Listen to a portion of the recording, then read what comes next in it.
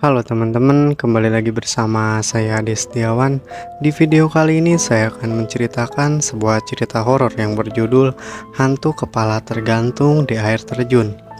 Sebelum masuk ke ceritanya, like dulu video ini, siapkan dulu kopi, jauhi keramaian, duduk manis, dan simak cerita berikut ini. Tahun 2018, di mana salah satu air terjun baru di kampungku dibuka. Daerah Goa, Sulawesi Selatan. Rencananya minggu ini aku ingin ke sana, sekalian jalan-jalan ke kampung dan menghadiri acara pembukaan air terjun tersebut. Namun, baru saja aku ingin berangkat, tiba-tiba tanteku yang rumahnya dekat dengan air terjun itu menelponku dan menyuruhku untuk tidak ke sana dulu karena ada yang meninggal tenggelam 30 menit yang lalu. Ku dengar-dengar yang meninggal air terjun saat pembukaan itu adalah seorang laki-laki yang mahir berenang. Dan akhirnya orang-orang membuat cerita bahwa penunggu air terjunlah yang membuat laki-laki itu tenggelam dan akhirnya meregang nyawa karena kehabisan nafas di dalam air. Sekitar 2 minggu air terjun tersebut ditutup kemudian dibuka lagi.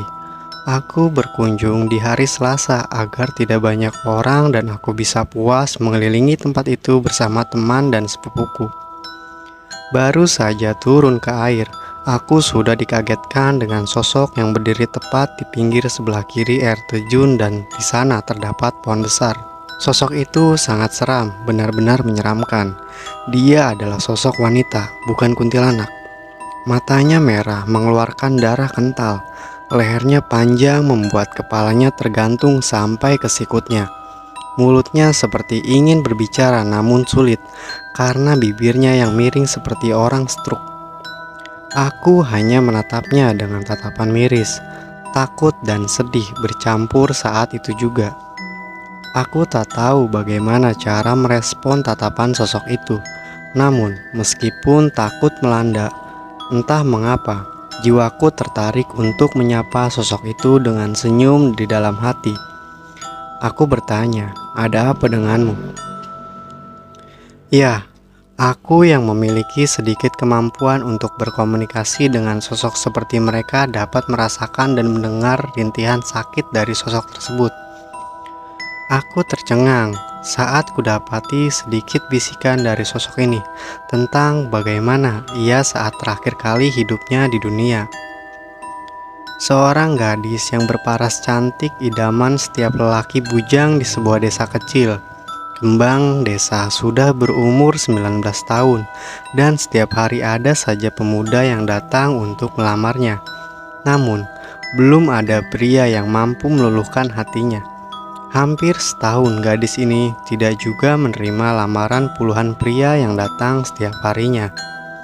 Hampir semua lelaki yang ada di desa itu sangat menginginkannya dan hampir membuat mereka saling membunuh satu sama lain. Hingga pada suatu hari dilakukanlah musyawarah terkait perselisihan para pemuda akibat memperebutkan sang gadis. Semalaman mereka berunding akhirnya mendapatkan jalan keluar. Esok pun tiba dan para lelaki bersama-sama menuju sungai tempat biasa sang gadis mencuci. Sang gadis tercengang saat kesendiriannya. Tiba-tiba puluhan lelaki datang menghampirinya dengan tatapan yang tidak biasa. "Kau cantik sekali, namun tidak ada yang bisa memilikimu," ucap seorang pria yang berada tepat di belakang sang gadis. "Wajah cantikmu membuat kami akan saling membunuh. Jadi kami putuskan agar kau saja yang mengorbankan dirimu," ucap seorang pemuda di belakang. "Kami takkan bisa memilikimu, maka kembalilah ke Tuhan. Kau adalah milik Tuhan," ucap pemuda yang tepat di hadapannya. "Apa maksud kalian?" tanyanya dengan wajah panik. Ia menatap lekat perutnya yang kini tertancap bambu runcing. Lelaki di depannya tadi telah menancapkan bambu itu sambil menatap wajah pemuda di depannya. Air matanya keluar, kemudian ia tumbang. Ia belum mati saat tubuhnya yang sudah tersungkur di tanah. Ia masih merasakan pedihnya perut yang tertusuk bambu. Beberapa menit seiring mengucurnya darah tanpa henti, Ia sempat mengucapkan kalimat kebencian hingga akhirnya matanya tertutup perlahan menandakan ia telah mencapai puncak kesakitannya. Setelah dinyatakan benar-benar meninggal, tubuhnya dibawa ke rumah ibunya kemudian dimakamkan.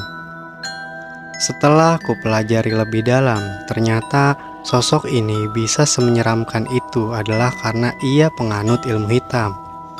Setelah kematiannya, karena ia tidak memberi lagi tumbal ke tuannya, akhirnya itulah yang ia dapatkan.